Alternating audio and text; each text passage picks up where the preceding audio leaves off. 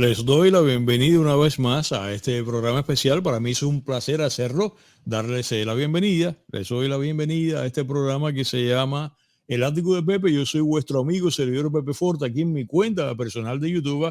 Gracias desde ya por los superchats. Gracias por dar like y gracias sobre todo, muy importante, por continuar suscribiéndose a este canal. Y aquellos que no lo han hecho todavía, cuando lo hagan, no olviden tocar, señores, la campanilla. Esta campanilla, no esta de aquí. Toquen porque esa dos. Toquen la campanilla para que les alerte de cada vez que estamos aquí, como ahora mismo. Y ahora vamos al tema de hoy. Permítame presentar el tema evocando este libro cuya portada quiero que veas desde ya. Este libro que estaba en la biblioteca de mis padres, en la biblioteca de mi casa, este libro que se llamaba Mitos y Leyendas de la Antigua Grecia. Este libro es uno de los libros que lamentablemente perdí, o sea que no pude traer, porque otros muchos sí, afortunadamente los pude traer. Quiero decir, traerlos de Cuba para acá, para Miami, donde este programa se origina. Y soy vuestro amigo y servidor Pepe Forte nuevamente. Bueno, pues este libro lo compró mi padre estando yo en la primaria. Estos fue años 67, 68, por ahí. Y esto forma parte de mis más queridos recuerdos de lectura de infancia, porque este libro lo leí 1000 veces, era uno de mis favoritos. Allá cuando yo estaba, creo que era en cuarto, quinto grado, en todo caso sexto, creo que estaba en quinto grado. Y este libro es, como están mirando, es Mitos y Leyendas de la Antigua Grecia, publicado por la hoy extinta editora juvenil, y es de la autoría de Anicia Miranda. Y déjame decirte que en mi época de Radio Martí, yo dediqué un programa a esta significativa señora de las letras cubanas. Todavía me estoy ajustando aquí en cuanto a audio, ¿sabes?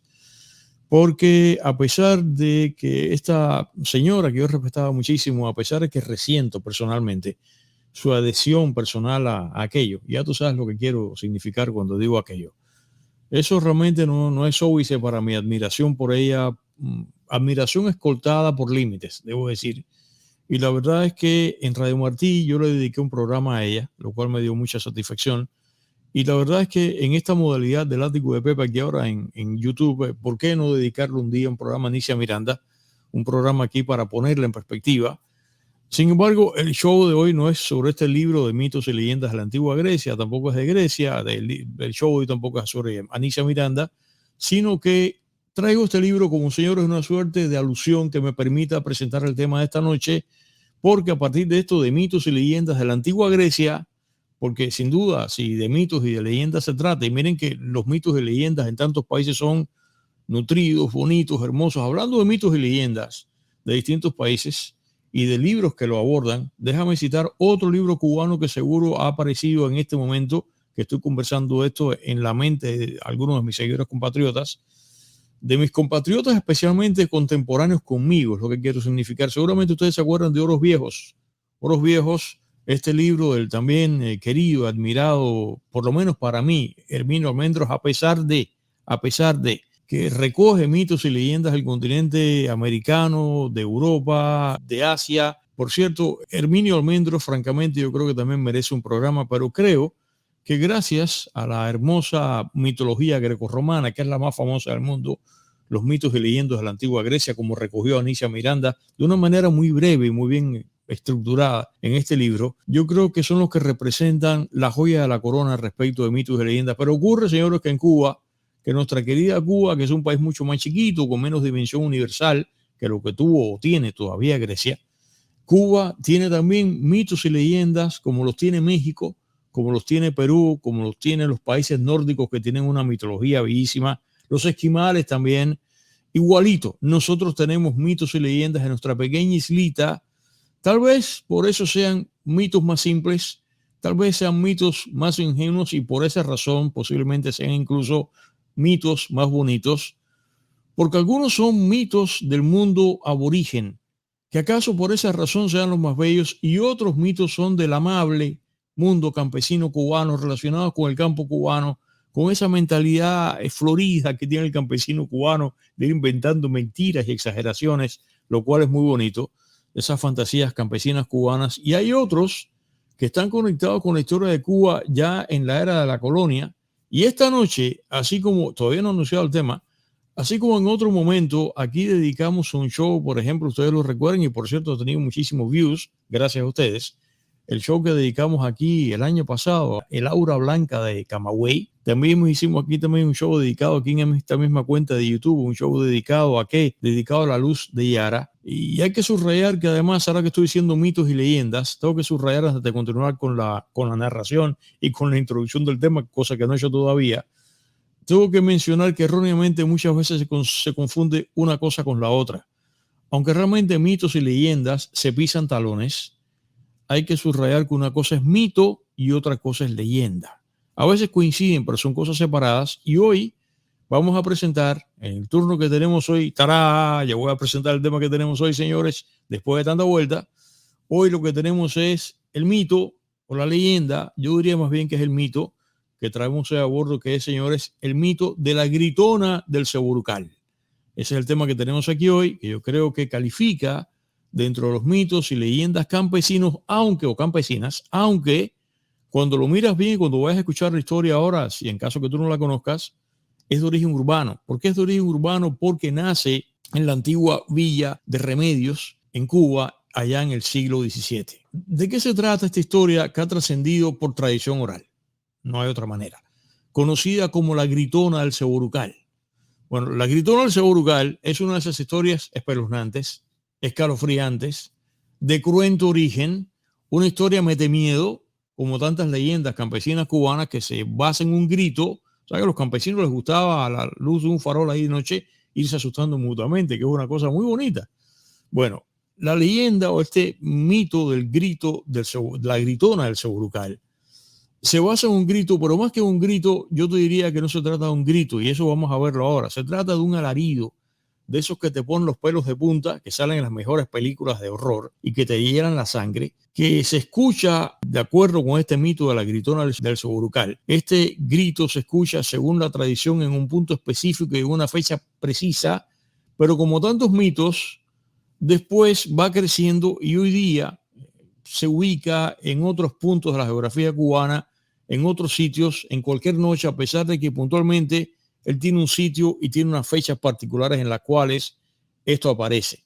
Pero, ¿qué te parece si, como normalmente hacemos en el ático de Pepe, hacemos ahora algunas ampliaciones previas de lo que es el grito, o sea, esa expresión oral de qué cosa es el grito, porque tú sabes que esta es mi manera de abordar el programa. Yo podría aquí directamente ahora zambullirme en la gritona del Ceburucal y bueno, se acabó el cuento, como enseguida una película que te dicen el mayordomo es el asesino. No, vamos a crecer todos juntos.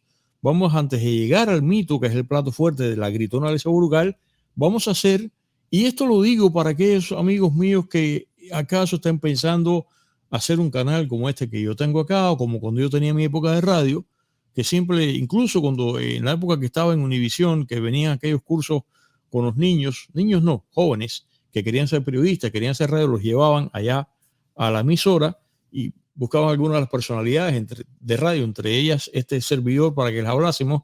Y yo les decía esto, les decía que cualquier cosa a la cual tú le pongas la lupa encima, comienzan a salir aristas y bordes y filos interesantes, y tú puedes estar hablando una hora de lo que sea, pero sobre todo lo que yo llamo aquí tejer el tema, que es que lo que tenemos hoy es el mito de la gritona del Ceburucal, pero vamos a enlazar esto con qué cosa es el grito.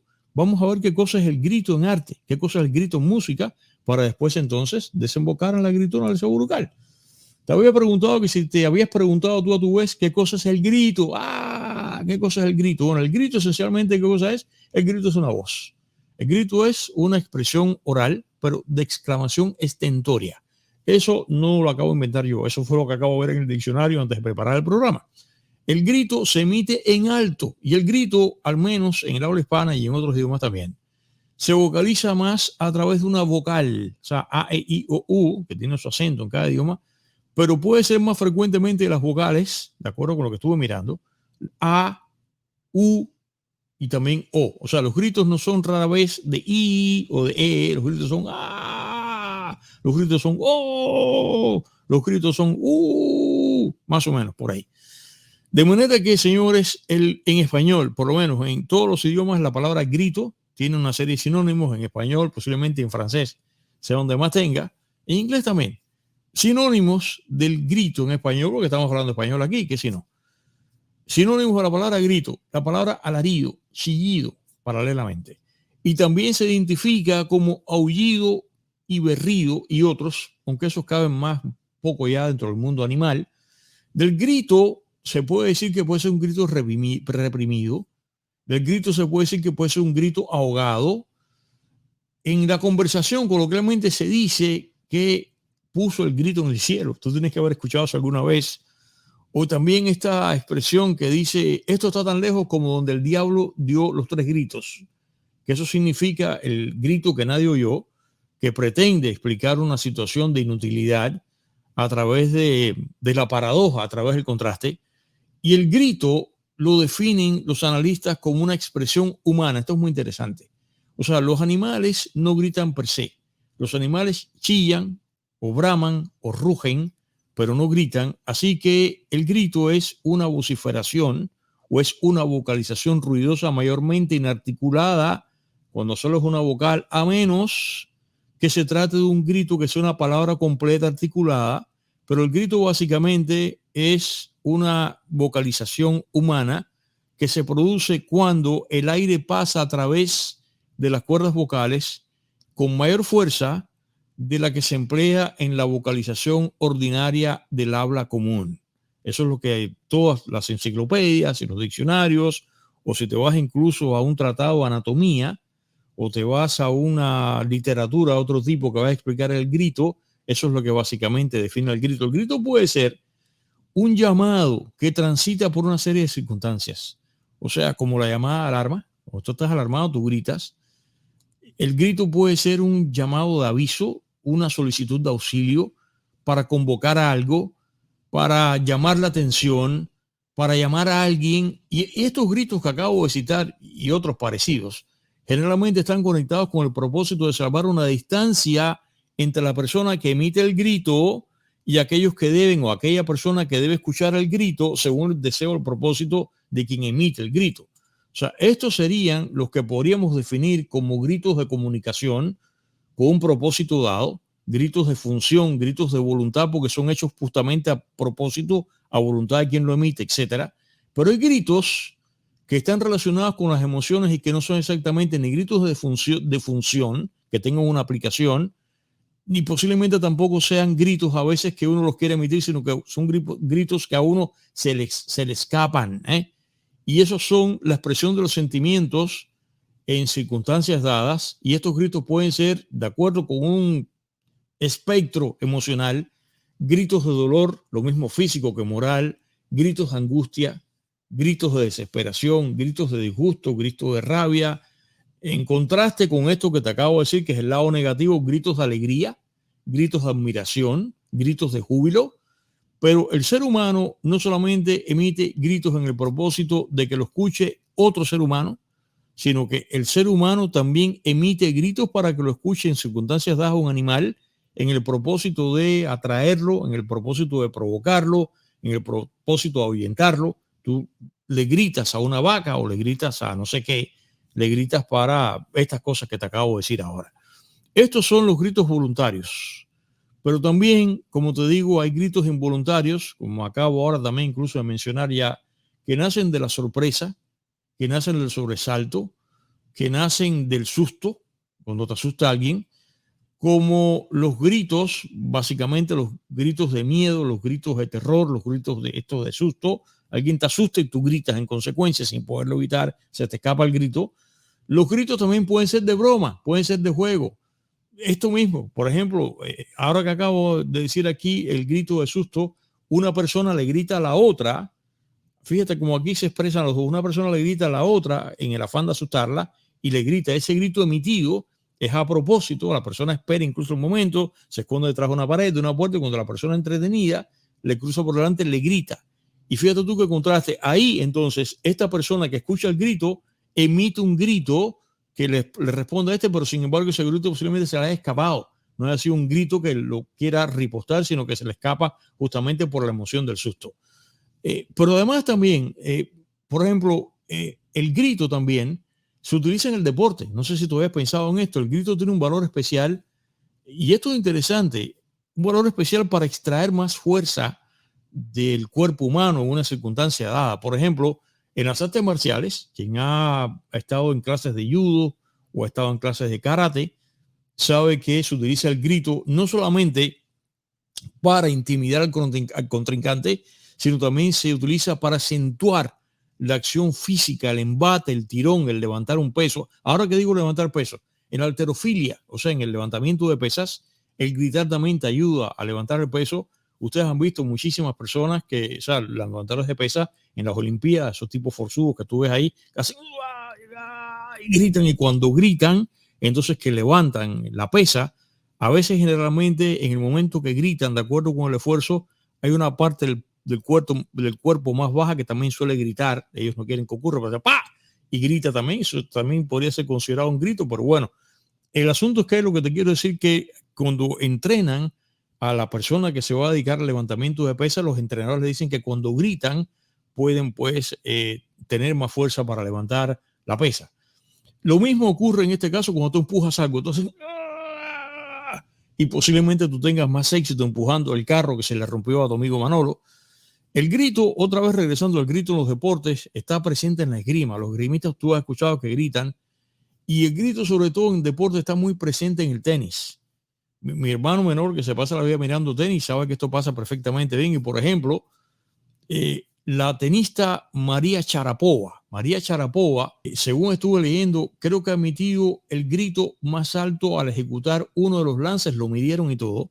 Está calculado en 101.2 decibelios, aunque no es el grito más alto verificado por una fuente. Esto fue una persona que emitió un grito de 129 decibeles, lo cual es un récord altísimo. Los gritos, aunque te parezca mentira, los gritos tienen sexo y los gritos tienen edad. ¿Por qué? Porque los gritos pasan por la tesitura de quien lo emite. Es decir, que los gritos tienen una escala tonal que varía si lo emite una mujer, una niña, un niño, un bebé, un hombre, y además ese grito tiene, como te estaba diciendo, de acuerdo con la tesitura, si se trata de una persona, un hombre ronco con voz bajo, o una mujer que tiene la voz aguda. O sea, un soprano, eso pasa en la ópera, un soprano, una soprano, un barítono, un bajo, a la hora de emitir un grito, el grito del salto totalmente distinto porque está relacionado con sus cuerdas vocales, con lo que la persona, las cuerdas vocales que tiene la persona. Por ejemplo, se cree que mientras más joven es uno es capaz de emitir gritos más agudos. Cuando tú empiezas a ponerte viejo, la voz comienza a ponerse más grave. Eso es una cosa que sobre todo afecta muchísimo a las mujeres, y es un fenómeno al cual les aterra a las mujeres que están en los medios. Por ejemplo, poner un caso, Lucille Ball, la de Love Lucy, esta actriz que adorable con su show, el sitcom más importante que ha visto la historia del mundo. Lucy terminó de viejita con una voz profunda que incluso si tú lo escuchabas hablar parecía un hombre hablando, se le fue alterando la voz. Sin embargo, fíjate, en el caso de los hombres, porque es el asunto de que tanto en el sexo femenino como en el sexo masculino, cuando empiezas en la vejez, las hormonas que caracterizan el sexo masculino, o sea, testosterona y progesterona, van bajando los niveles. Y al bajando los niveles, la otra, la opuesta, la que a ti no te conviene, es la que se levanta. Es la razón por la cual le pasó esto a Lucy, que entonces comienza a tener la voz más grave. Y los hombres, los caballeros, cuando empieza a ponerse viejo, no, se le comienza a poner más aguda. En serio, porque comienza a perder testosterona. Es una cosa que me parece muy interesante. Pero, por ejemplo, esto es un detalle que es muy interesante también, que te voy a referir ahora. Cuando Billy Joel, que ustedes lo conocen, grabó el disco del año 83, que por cierto no es de mis preferidos, que se llama Innocent Man. Innocent Man tiene una canción que se llama Innocent Man, que dice, I am an innocent man. ¿Te acuerdas de esa canción? Bueno, eso cuando dice, I am ahí, él, una vez yo lo escuché, para que tú veas, yo lo he visto en los conciertos y llega la nota, llega sorprendentemente. Pero cuando él grabó esa canción, él tenía en esa época como 34 años. Él sabía que en ese momento ese grito de I am altísimo, él sabía, dice que él se dijo, déjame grabar esta canción ahora, que es de él, de su autoría, déjame grabarla ahora, porque cuando pase, un tipo que es un profesional, cuando pasen unos años yo no voy a poder enfrentar vocalmente esta canción. Y por eso fue que la grabó, sabiendo que en un futuro, cuando estuviese viejo como está ahora, quizás no podría vocalizar esa nota alta de la canción Innocent Man. Por esa misma razón, los gritos más agudos que el ser humano es capaz de emitir son los de un bebé. El bebé es lo que se llama high pitch. Eso es altísimo. Un grito de un bebé es lo más alto nivel de alta frecuencia que puede emitir un ser humano, es un bebé. Fíjate tú cuántas cosas interesantes podemos tocar acerca, antes de llegar todavía al mito de la gritona del Ceborucal. El grito también, señores, se ha utilizado por centurias en la historia de la humanidad en la guerra. De hecho, existe lo que se llama el grito de guerra, que exclaman en masa los soldados a la hora de entrar en una batalla. Y esto ha ocurrido en los tiempos de Roma, en los diversos enfrentamientos históricos de las tribus europeas, entre los indígenas de diversas partes del mundo y de la historia en general. Los indígenas cubanos, que pertenecen, como tú sabes, en el caso de los taínos, pertenecen al tronco arahuaco, que no son el Caribe. El Caribe son otros que están más al sur. El arahuaco incluye el oriente de Cuba, Puerto Rico, lo que es la isla de la Española ahí. Bueno, los arahuacos, que tenían un idioma más o menos común, tenían una palabra cuando se enfrentaban en combate con los caribes, o se enfrentaban en combate cuando se fueran a enfrentar, emitían un grito, pero realmente en este caso, como te estaba hablando, que el grito, a menos que sea una palabra, como en este caso, el grito no es articulado, el grito solamente es una sola vocalización de una vocal que podría estar en conjunto con una consonante, entonces casi llega gutural. Eso vamos a verlo ahora. Pero en el caso este que te estoy hablando de los arahuacos, los taínos, lo que emitían, gritaban la palabra manicato. Manicato significaba el combate, guerra, y gritaban manicato, entonces ahí iban al combate. Pero bueno, hablando de esto que te decía, que se trata de un grito vocal, pero cuando es articulado como la palabra manicato, cuando es un grito articulado que no es una palabra que tiene varias sílabas, como esta palabra, manicato, que tiene 4 sílabas, manicato. Cuando se trata de que esta palabra, o sea, este grito es una vocal en conjunto con otra consonante, ahí es que sale una suerte de vocalización gutural, que eso es lo que hacían los samuráis. O sea, los samuráis hacían una cosa que hacían como ¡arg! Eso ustedes seguramente lo recuerdan en las películas de Toshiro Mifune, en las películas de Oichi, el cieguito Oichi. Así que eso también es otro tipo de grito. Y también en el mundo japonés, a la hora de, bueno, este grito que emitían los samuráis eran los duelos de samurái contra samurái. Pero, por ejemplo, en el momento ese supremo del harakiri, que es un suicidio, ahí también el grito, este samurái también tenía una función ahí. Y hablando de gritos de guerra, y hablando de lo que estaba mencionando a Billy Joel y años 80 en cuanto a música, ¿ustedes se acuerdan de Billy Idol? Y se acuerdan de aquella canción rockera Rebel Yell. ¿Te acuerdas? A mí me encantaba Rebel Yell. Bueno, esta canción que se llama Rebel Yell, si no fuera por estas cosas de YouTube, yo habría puesto un pedazo de la canción, pero imagínate tú. Esto es Rebel Yell. Quizás muchos de ustedes se van a enterar ahora. Rebel Yell en inglés, yell en inglés es gritar también, emitir un alarido, gritar. Aparte de la palabra scream. Bueno, Rebel Yell, en este caso, lo que significa Rebel Yell era el alarido, el grito de guerra rebelde, porque rebel significa rebelde en inglés, por eso que es Rebel Yell, que emitían en el campo de batalla, cuando iban al combate, los soldados confederados. O sea, en el sur, cuando emitían ese grito en la Guerra Civil Americana, del otro lado, las tropas del norte se aterraban porque lo que le venía encima era, ya tú sabes, y eso se hace exactamente como te digo, esto es casi prácticamente una función animista, que es levantar y ir allá de comerte al enemigo, ¿no? Y ahí lo que venía era el combate cuerpo a cuerpo, porque la Guerra Civil Americana, señores, fue una guerra muy cruenta. Del grito, fíjate cuántas cosas es el grito antes de llegar a la gritona del sabor vocal. Del grito se puede decir que forma parte de las discusiones de la ira. O sea, difícilmente dos personas que discutan o que peleen no griten. Uno le grita al otro, eso es así. Y hay gente además, por otro lado, que habla gritando. Hay gente que habla gritando, que habla altísimo, que grita en vez de hablar. Y hay también a veces quien para subrayar sus argumentos, se lo puede pasar a cualquiera, me ha pasado a mí, a cualquiera, para subrayar tus argumentos, lo cual no es necesario hacer, pero se grita. Y eso pasa muchísimo. Y hablando ahora, regresándolo esto, estoy aquí en la mente, enlazando cosas que tengo en la mente, regresando al grito de guerra otra vez, el Rebel Yell como el de Billy Idol. En las historias patrias se le llama grito a los levantamientos insurreccionales, y por esa razón es que tenemos el caso de Cuba, tenemos el famoso grito de Yara, el grito de Yara en Cuba, con Carlos Manuel de Céspedes, el grito de Yara, que es el grito de Céspedes en el año 1868, y también tenemos el grito de Baile de Martí en el año 1895, de manera metafórica, pero además también en nuestro continente tenemos también, por otro lado, tenemos también el grito de Lares en Puerto Rico también, pues se le llama de esta manera. Fíjate tú cuántas cosas, como la palabra grito se utiliza metafóricamente en estas circunstancias. Y en música, ¿qué les cuento? Ya hablamos de Billy Joe, pero el grito se utiliza en el mundo del rock and roll, se utiliza en el mundo pop igual. Señores, ¿qué cosa es lo que hacen sino Barbra Streisand y Celine Dion sino gritar?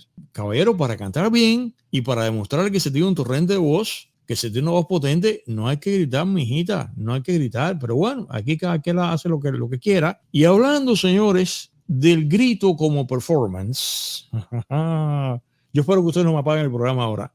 Hablando del grito como performance, ustedes, a mí, yo sé que ustedes van a decir, tú estás vuelto loco, yo no sé qué, pero bueno, a mí me parece que es una cosa espectacular porque eso es arte conceptual. Ustedes han visto el performance de Yoko Ono, que ella se para frente a un micrófono. Fue aquí en Estados Unidos, fue una galería. Ella se para frente a un micrófono y su obra, su performance fue gritar. Y está gritando como 3 minutos, una cosa así. ¿Ustedes lo han visto? Bueno, yo les tengo un pedacito de Yoko Ono gritando. Vamos a ver.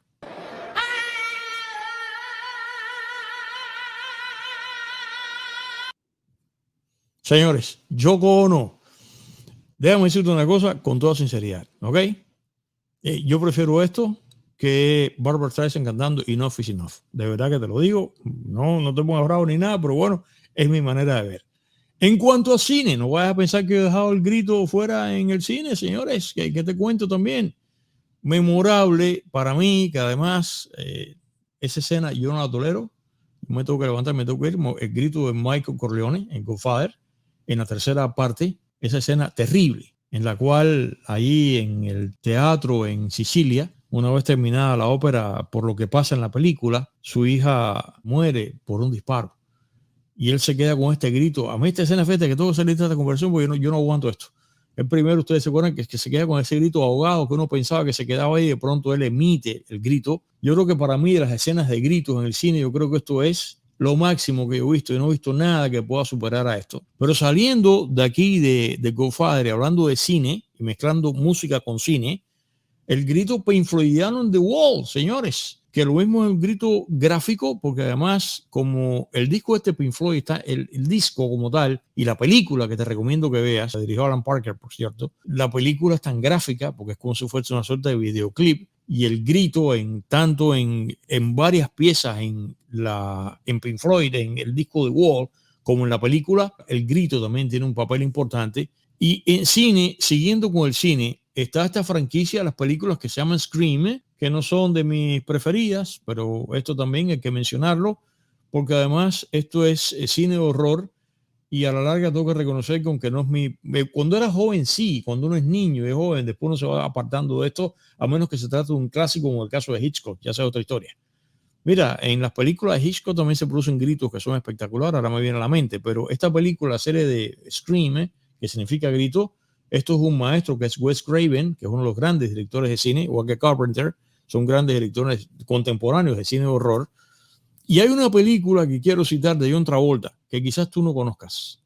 Esta película de Travolta que se llama Blowout, que es utilizando el título de la otra película, la italiana famosa Blow Up. Esta película es una película buena, relativamente desconocida. Todo el mundo no ha visto esta película de Travolta, porque uno se ha quedado con Travolta con la imagen de Saturday Night Fever, de Grease y lo otro, y lo otro, y lo otro. Pero esta película es una película en la cual él es un ingeniero de sonido, que él está procurando un grito para una película que le han comisionado. Esta es la trama. Yo no he visto más esta película es del año 1981, un thriller. Y le han comisionado que él grabe un grito creíble para una escena de horror en una película que están haciendo, y lamentablemente esta película es de Brian De Palma, por cierto. Él obtiene finalmente este grito en una circunstancia terrible porque su novia, no te cuento la película, pero su novia es una circunstancia terrible que él no puede evitar. Emite el grito y es el grito que utiliza en la película. Buena película, te la recomiendo si no la has visto. No es una super película, pero ok, va. Ahora, de todos mis gritos del mundo del arte, porque estamos hablando el grito, que es una vocalización, ya hemos visto las películas, ya hemos visto la música, pero ¿acaso ha sido el grito revelado y reflejado en artes plásticas, que es una manifestación artística silente, que no tiene sonido? Bueno, puede haber performances de estos que son contemporáneos, en que puede haber una obra de artes plásticas que incluya sonido, que eso existe, pero en general, vamos a lo rancio, la plástica es pintura o es escultura, y realmente no emite gritos, aunque toda obra gráfica también a su manera es un grito, y toda obra de arte es un grito bien mirado. Pero si te has preguntado si existe, pues señores, ahora se ha llegado el momento, porque estaba jugueteando con él en el dedo y a veces se me ha escapado, ahora sí lo van a ver. Señores, en artes plásticas existe una pieza espectacular, que es una de mis preferidas, que es, señores, ¡ah! El grito. Aquí, voy a jugar aquí a ventríloco. ¡Ah! Vamos a ponerlo aquí cerca de la cámara para que lo puedas ver. Señores, aquí está. Ahí, a ver. A ver, a foco, hija. Ahí. Déjame si me puedo poner, si me puedo poner en la cara. En la misma cara. A ver, aquí. A ver. A ver. Ahí. Ahí. Ahí está. Bueno, tenía que haberle puesto un par de espejuelitos. Señores, ustedes seguramente han visto el grito que además lo estoy utilizando aquí en el banner ahora del mito de la gritó, pero ustedes han visto seguramente la pieza plástica que se llama El Grito, de la cual tenemos ahí una imagen para que lo veas ahí. Aquí está, señores. Bueno, como lo tienen ahí, esta es una pieza, este cuadro se llama así, El Grito. Esto es el pintor noruego Edvard Munch. Munch, que es noruego, pero El Grito, señores, es el nombre popular dado a este cuadro que Munch pintó en el año 1893. ¿Por qué razón? Porque aparentemente cuando Munch pinta este cuadro no le puso título, pero como es un ser que está gritando, esta pieza es una pieza definitivamente expresionista, pero si te pones a ver como la joya de la corona del expresionismo en tanto como movimiento artístico es el cine alemán Nosferatu. Nosferatu es sin duda, siendo cine, y el expresionismo se movió en varias expresiones artísticas, pero sin duda yo creo que la expresión suprema del expresionismo es la expresión suprema del expresionismo. Fui casi cacofónico ahí, o lo fui.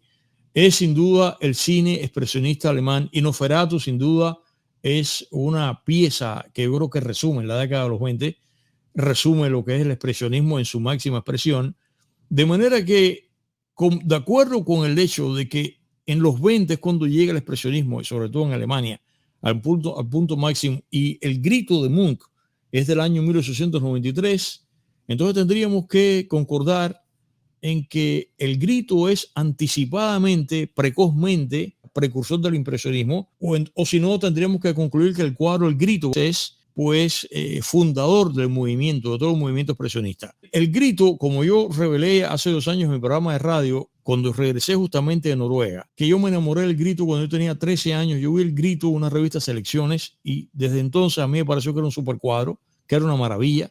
Teniendo 13 años, no estoy todavía en la Academia de Arte, pero a mí me pareció que el grito era una maravilla, entonces estuve procurando ver cómo podía verlo delante de mí. Y por esa razón fue que, señores, me fui en el año, creo que fue en el 16, me fui a Noruega, me fui a Oslo con la directora del programa, nos fuimos allá y me fui a la galería, señores, a la galería. Hay una galería, hay un museo de Munch en Oslo, donde yo sabía, él pintó varios gritos, pero donde se ve que el grito, el mero mero, se encontraba allí. Y señores, cuando llegué ahí, el grito no estaba, señores, el grito no estaba. Entonces salí tan disgustado ahí, fíjate que estaba disgustado, que bueno, me costó mucho trabajo finalmente entrar en la galería, porque yo lo que quería era irme para la porra, me quería ir de allí, porque además el grito de Munch, pregunté, dijeron, no, el grito está en restauración, no puedo ver el grito. Por cierto, déjame contarte que, y eso lo narré en el programa de radio, esto no es ni la primera vez ni la última que me ha pasado, que me ha aparecido una galería en otro país del mundo, en otra ciudad, con todo el entusiasmo del mundo para ver de entrar a la galería a ver ese cuadro. Cuando llego ahí, el cuadro no estaba ahí. Después, muchos de estos cuadros, después los he podido ver francamente en una segunda visita o una tercera, no sé qué. Pero, por ejemplo, una de mis primeras frustraciones fue Early Sunday Morning, domingo por la mañana temprano de Hopper, que la primera vez que lo fui a ver en el año 93 no estaba, lo estaban restaurando, no sé qué porra, no pude verlo. Después finalmente lo he podido ver y hasta incluso hasta llorar de emoción delante del cuadro. El otro con el cual me ha pasado esta historia, de entrar directamente a la galería Tate a verlo y no estar ahí y decirme, no está aquí, está en Italia. Y decir, si yo tuviese $2 más, te juro aquí que buscaba un avión ahora y me iba a Italia. Ofelia, este cuadro bellísimo de John Everett Millet. Este es un cuadro de mi cuadro predilecto, impresionante, hermoso, impactante. Yo creo que lo que tengo que decir para mí es conmovedor. Este es un cuadro que a mí Esto está basado en el personaje literario de Shakespeare, que aparece en Hamlet. Aparecemos ahí en el Tate más de una vez. No está, el cuadro no está. Entonces recoge y vete. Y te digo una cosa, respecto a la Mona Lisa. Si hubiese estado en el año 1911, en el Louvre, para visitar la Mona Lisa, me habría pasado esto que estás mirando ahí. Porque tú sabes que la Mona Lisa se la robaron en el año 11 y lo único que dejaron fue los clavitos. Si hubiera estado en París en el año 1911 y hubiera ido al Louvre a ver la Mona Lisa, yo hubiera ido al otro día que se los robaron y esto con lo que hubiera encontrado, porque más una vez me ha pasado esto, qué bonito están los clavitos, es lo que me habría pasado. Por eso vimos que en esta visita mía en la primavera, sí, fue en la primavera del 16 a Oslo, en Noruega, nada, me pasó esto, que me quedé todo frustrado con que el grito, señores, el grito no estaba ahí en el museo, me sentí muy mal. Pero déjame decirte que el grito de Munch, déjame decirte que hoy solamente yo voy a citar esto que he citado aquí porque fíjate, lo anuncio allá, yo le voy a dedicar un programa al grito y a Munch, un programa solo dedicado a esto aquí. ¿Qué te parece si ahora, te quiero decir aunque sea ahora 3 o 4 cositas de Munch, vamos a ver el video? Hice un slideshow que tengo para ti ahí con algunas de las piezas de Munch, que es muy interesante porque Munch fue, vamos a ver, déjame contarte ahora que Munch, este slideshow que estás mirando ahí para que lo vayas entendiendo, yo creo que Munch era una suerte como de especie de Goya escandinavo, una suerte de Van Gogh noruego, aunque con dinero. Tenía dinero, Van Gogh no tenía un kilo. Porque también él era un hombre atormentado. Pero para mí me parece como una especie de Beethoven, de Goya, de Van Gogh atormentado. Y él tenía francamente la personalidad y está en el marco existencial perfecto para pintar esta pieza, el grito, que hay muchos críticos que todavía la consideran que es una pieza burda, que es una pieza chapucera, que está pintada sobre un pedazo de cartón. Munch era un pintorazo. A mí, francamente, medio errático de alguna manera, hay piezas extremas de una manera a la otra, pero tenía toda esta fascinación, como estás mirando hoy, por la muerte, por una serie de circunstancias que cuando hagamos el programa dedicado al grito, vamos a verlo. Y anecdóticamente, respecto de lo que es exactamente el grito como tal, esta pieza que es la que yo creo, la pieza que ha inmortalizado a Munch es sin duda el grito. No creo que haya una pieza que haya sido más importante que esta, a pesar de que tiene una obra pictórica súper extensa. Por otro lado, una obra influida por pintores franceses contemporáneos con él, pero yo creo que él tenía su personalidad propia. A veces uno ve similitudes, ve siluetas, ve papeles carbones, por decir de alguna manera, con respecto sobre todo de pintura francesa, pero yo creo que él después que tú empiezas a estudiar y mirar a Munch, tú puedes incluso, cuando te presentes una pieza de él, tú puedes seguramente identificar que se trata de una pieza de él. Pero toda esta fotografía, de todo este slideshow que estás mirando ahí estás mirando el grito. El grito. Déjame ahora hablarte un poquitito del grito, aunque te prometo, el grito viene en un programa especial. Del grito él ejecutó, hay como 100 versiones.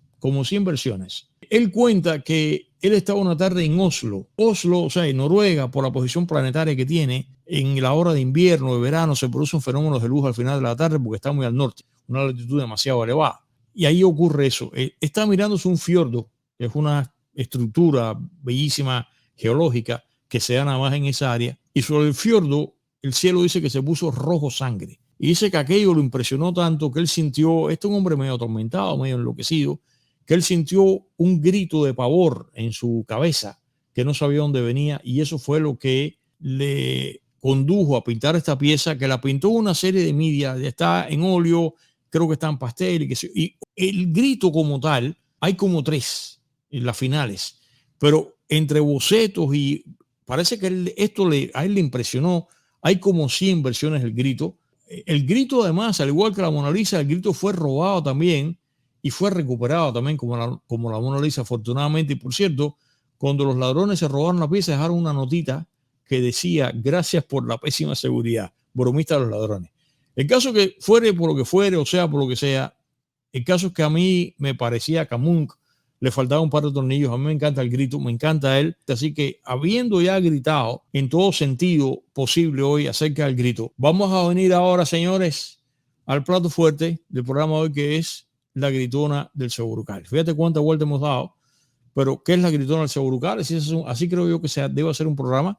Bueno, la gritona del Segurucal, esto es una leyenda originaria en San Juan de los Remedios. San Juan de los Remedios, ahora déjame hablarte un poquitito rápido de San Juan de los Remedios. Tenemos un slideshow muy bonito con fotografías que fui consiguiendo de Remedios, tanto fotos viejas como fotos contemporáneas. San Juan de los Remedios es esta ciudad o pueblo al que le llamamos simplemente Remedios.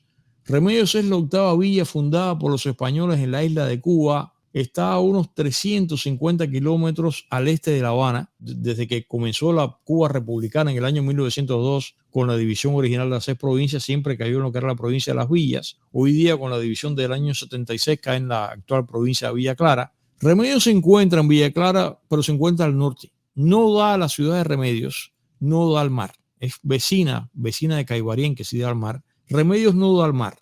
No da al mar la ciudad, pero el municipio sí. Y Remedios la ciudad está muy cerca del mar, aunque no se asoma directamente al mar. A Remedios se le conoce como la ciudad de las aldabas. También se le reconoce como la ciudad, o se le conoce como la ciudad de las leyendas. Esta leyenda, la de la Gritona del Saborucal, es una leyenda que tiene que ver con Remedios. Y por supuesto que Remedios tiene que ver con las famosas parrandas remedianas, que es este retozo. Se produce esta gran fiesta en la cual lanzan todos los fuegos artificiales que te puedes imaginar. Y esas son las parrandas remedianas. Y eso caracteriza básicamente a Remedios. De Remedios, por ejemplo, Remedios, que es una ciudad muy bonita que recuerda un poco a Trinidad, de hecho como asentamiento, es seguido de Trinidad, que es el segundo más antiguo asentamiento de esa área y que recuerda a los pueblos españoles, como el caso de Trujillo. Por ejemplo, de Trujillo, de este pueblo bonito que tú puedes visitar por carretera, eso es en España, saliendo de Madrid hacia el oeste, camino a Lisboa, Portugal. En Trujillo, por cierto, nació Pizarro, el conquistador de Perú, ya que tenemos tantos seguidores en el caso de Perú, a los cuales les mandamos un abrazo. Pudimos visitar Trujillo en el año 16. Te recomiendo que veas en esta misma cuenta de Pepe Forte en YouTube. Tengo un video de Trujillo muy bonito que te va a encantar, con unas fotografías espectaculares de Trujillo. Te recomiendo que lo veas. Y cuando yo estuve en Trujillo, enseguida se te asoman a la cabeza ciudades como esta, como el caso de Trinidad, como el caso de Remedios. El origen de Remedios remonta en el tiempo a un lapso que va entre el año 1513 y 1520. Recuerden que la primera villa cubana es Baracoa, pero Baracoa está en el oriente. Y esto ya estamos hablando ya aquí de lo que es el centro del país, cuando Vasco Porcayo de Figueroa, que era portugués, naturalizado español, una figura muy importante en la conquista, la establece como posesión particular. Sin embargo, ejecutivamente, por alguna razón, Remedios se fue empantanando y es por eso que no fue reconocida como villa, sino más tardíamente, años después de su establecimiento primario. Por eso es que se considera que la fundación de Remedios es el día 24 de junio del año 1515, porque coincide con el día de San Juan Bautista, de ahí el nombre. Y Remedios antecede en antigüedad a Santa Clara, que fue fundada después, en el año 1689. O sea, Remedios más vieja que Santa Clara. De Remedios, figuras insignes que de Remedios, Caturla, Guillermo García Caturla, el músico cubano, pues es original de la ciudad de Remedios. Y ahora, habiendo dicho esto de Remedios, ¿qué te parece? Porque en Remedios es donde se origina el mito remediano de la Gritona del Saborucal. ¿Qué cosa es? Finalmente vengamos ahora a la Gritona del Saborucal, este mito, el mito de la Gritona del Saborucal. Bueno, esto es una historia del siglo XVII. Una época en que Remedios, por la cercanía al mar que ya cité, que seguramente pudiste ver en alguna fotografía, con una foto aérea en que se ve que está el mar allá atrás. Remedios era frecuentemente asolada por ataques de piratas, por ataques de corsarios que llegaban a la costa norte, incursionaban tierra adentro y lamentablemente se aparecían en Remedios. Remedios no tiene esta situación que tenía Santiago de Cuba, La Habana, que amuralladas, que tenían además las fortalezas. No, este no es el caso de Remedios. Entonces llegaban allí y acababan. De esta época es el temible pirata François Jean-David Nau, conocido como el Olonés. Este era un pirata terrible, temidísimo, que se cree, tú sabes, este señor, de conseguir la licencia de conducción de este señor es muy difícil. Se cree que nació en el año 1630 y que murió en el año 1669, murió joven. El Olonés en realidad era un bucanero. Bucanero, como dice la canción de los hermanos Pinzones, ¿te acuerdas? Bucanero viene del término original francés, ya corrompido al español bucana, pero que era un tonel de madera, pero que en vez de de contener licores, lo que llevaba era carne seca ahumada al fuego que los bucaneros vendían a los corsarios como dieta de travesías y dieta de alta mar. Así que la carne entonces duraba muchísimo porque la carne estaba seca. En realidad, algunos analistas de lenguas dicen que la palabra tampoco es francesa, que la palabra es arahuaca.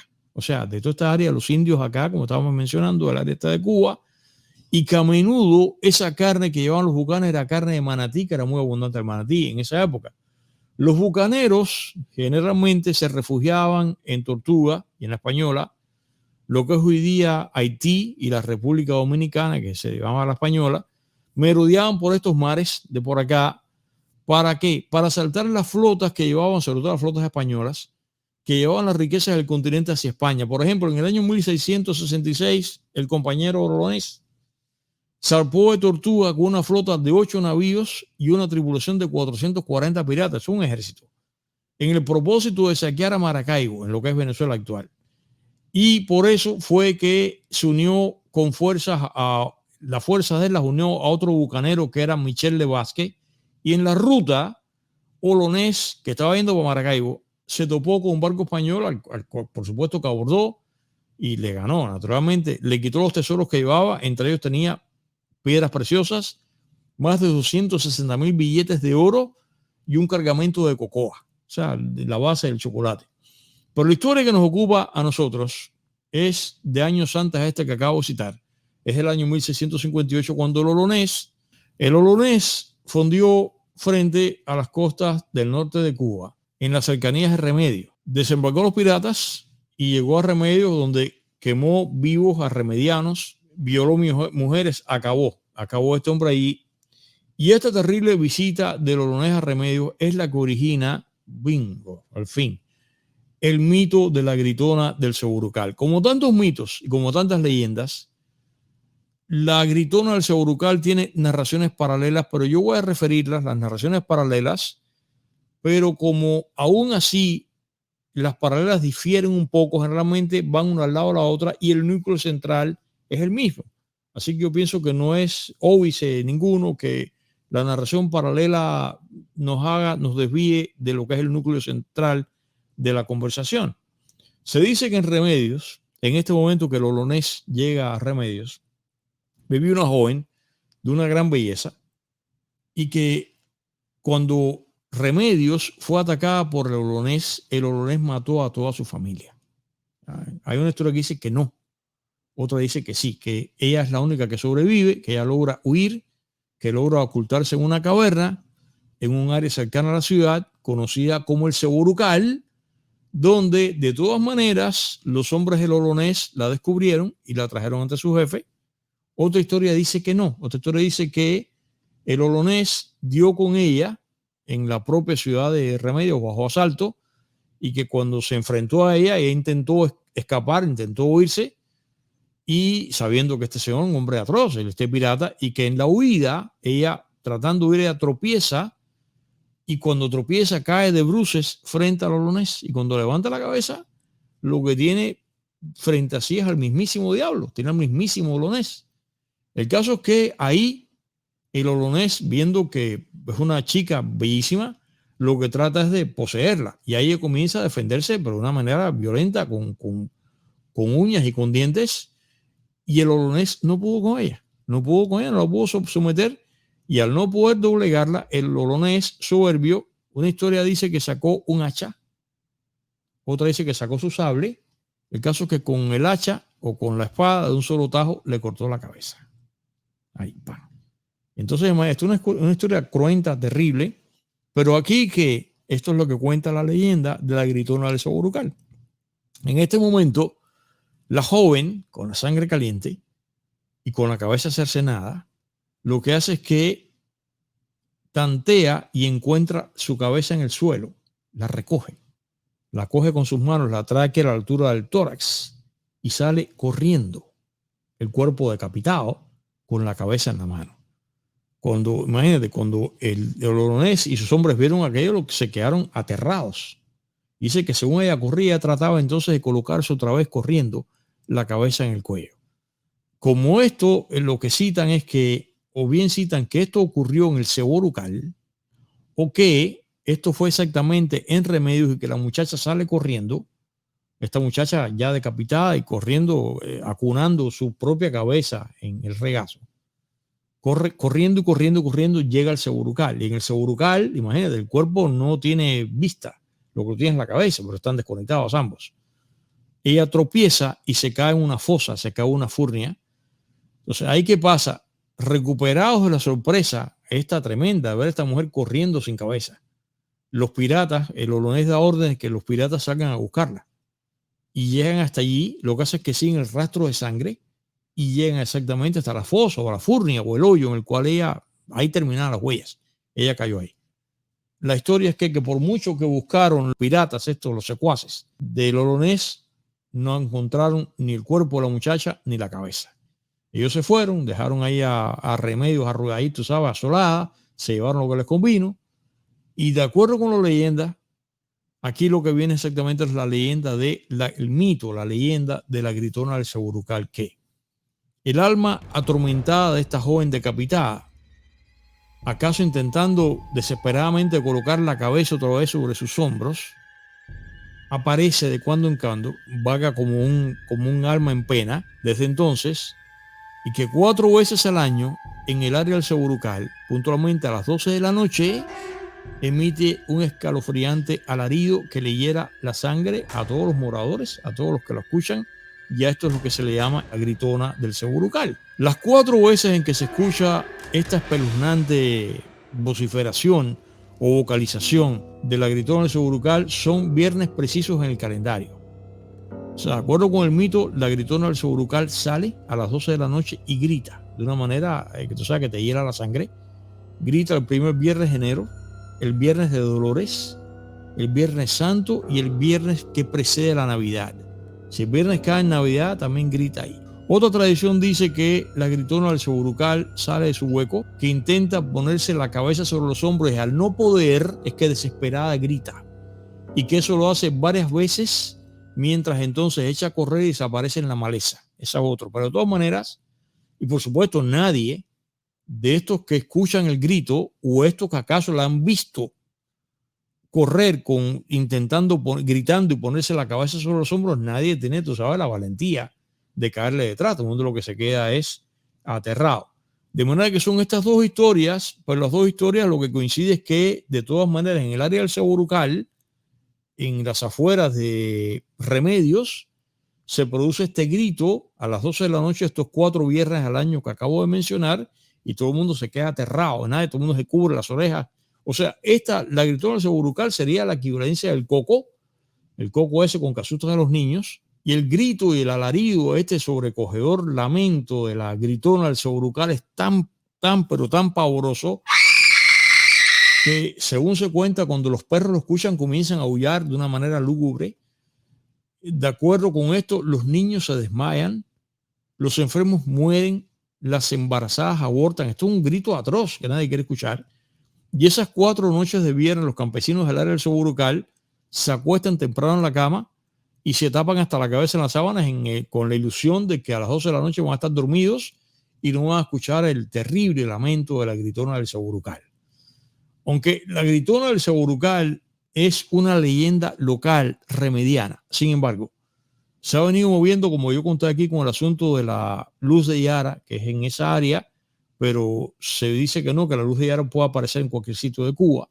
Con la gritona del Ceborucal siendo aún un mito remediano local, de las afueras de Remedios, o de Remedios, si tú quieres.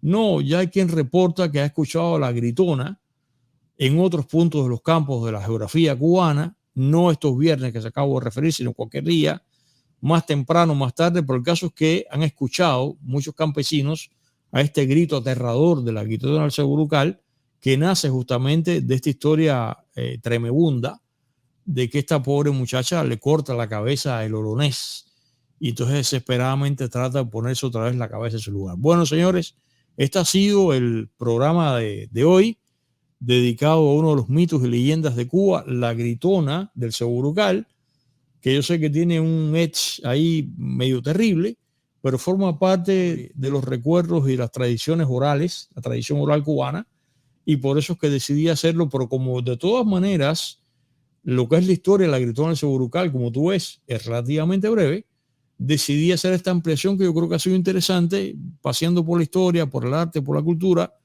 de la presencia del grito, especialmente en arte, lo que significa el grito en el hombre, en el ser humano, lo que significa el grito. Así que ahora, una vez ya concluida mi narración, les tengo que recordar este crucero, señores. Este crucero va a ser ahora en octubre, el día 8 de octubre. Ahí están los teléfonos, un crucero por el Caribe que viaja a Cuba del día 8 al día 15 de octubre, una semana, le da la vuelta a Cuba. Para las reservaciones, mira el número telefónico, es a Merimía quien está haciendo estas reservaciones. Llama ahí para que reserves y entonces quizás ahí, ¿por qué no? En el crucero yo te pueda contar personalmente. Estoy pensando que creo que debo hacerlo, a ver si buscamos un pequeño forito en el cual yo haga un ático de Pepe para ustedes. Eso se me ocurrió ahora, se me acaba de ocurrir ahora se me ocurrió por inspiración. Se me ocurrió ahora. Les hago un ático de estreno nuevo, un tema que no he abordado nunca. ¿Qué les parece? Yo creo que vale la pena. Así que vamos a hacer eso. Pero mientras tanto, señores, gracias por los superchats. Gracias por los stickers, super stickers. Gracias por suscribirse a esta página. A ver, a foco, hijo. Ahí estás, ahí el loquito. Yo creo que si yo me rapara la cabeza, se parece un poco a mí. Por ahí va.